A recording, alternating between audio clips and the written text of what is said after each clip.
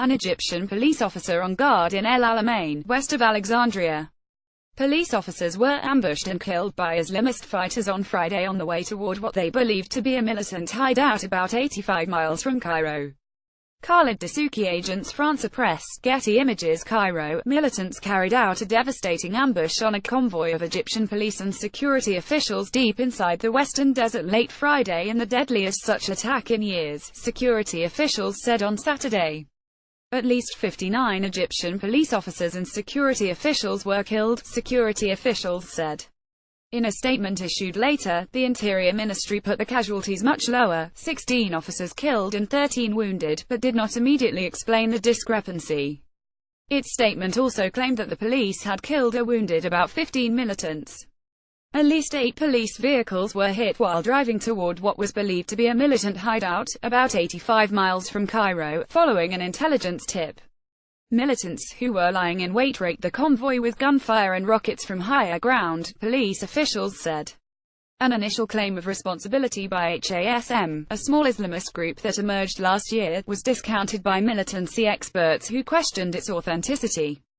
There was no other claim. The exact circumstances of the ambush were still emerging Saturday evening as Egyptian officials scrambled to secure the remote area in Giza province. The last attack on such a scale occurred in 2015 when militants killed at least 50 police and army personnel in a series of coordinated attacks in Sinai. Officials said that Friday's attack occurred in the late evening when the police convoy, led by senior counter-terrorism officers and including armored vehicles, turned off a main highway south of Cairo and drove 11 miles into the desert. After the ambush, the militants went through the disabled vehicles, seizing weapons and executing survivors, said an Egyptian official, who insisted on speaking anonymously in order to provide sensitive information. He provided audio recordings of conversations between 2 police officers who had radioed their headquarters for help as they fled for safety. "The guys are behind us, chasing us in their cars," one officer can be heard saying. He described being lost in the desert in the only vehicle that escaped the fusillade of gunfire. He was traveling with 2 others, one of whom was wounded. "They took all the weapons and ammunition. We are hiding under a mountain," said a second officer, stuttering as he spoke. The Associated Press, citing security officials, said the dead included 34 conscripts as well as 2 police brigadier generals, a colonel and 10 lieutenant colonels. Early indications were that the police had been lured into the ambush by false or incomplete intelligence, officials said. Egypt has struggled to quell surging militant violence since 2013, when the military ousted Mohamed Morsi, the Islamist president.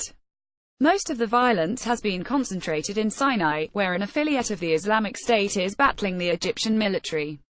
In the past year, Islamic State militants have widened their campaign to include attacks on Christian churches, homes and pilgrims across Egypt. Although its structure remains hazy, experts believe HASM is led by Muslim Brotherhood members who, angered by Mr. Sisi's harsh crackdown since 2013, have abandoned the movement's policy of non-violence. The group claimed responsibility for an explosion outside the Myanmar embassy in Cairo on September 30, which killed no one but appeared to signal the group's growing ambitions. But the scale and sophistication of the ambush on Friday bore the hallmarks of more experienced and heavily armed militants, and some experts cautioned that the HASM statement of responsibility might be a fabrication. HASM doesn't operate in that area and they are not capable of this kind of operation, said Ahmed Kamal El-Berry, a security researcher at the state-run Al-Aram Center for Strategic Studies. Until now they have only been capable of using small arms and improved explosives devices. They don't have the numbers, the training or the weapons for this. A more likely scenario, Mr. Baheri said, was that the Islamic State was responsible for the attack. A version of this article appears in print on October 22, 2017, on page A12 of the New York edition with the headline "Security Force in Egypt Dies in Ambush."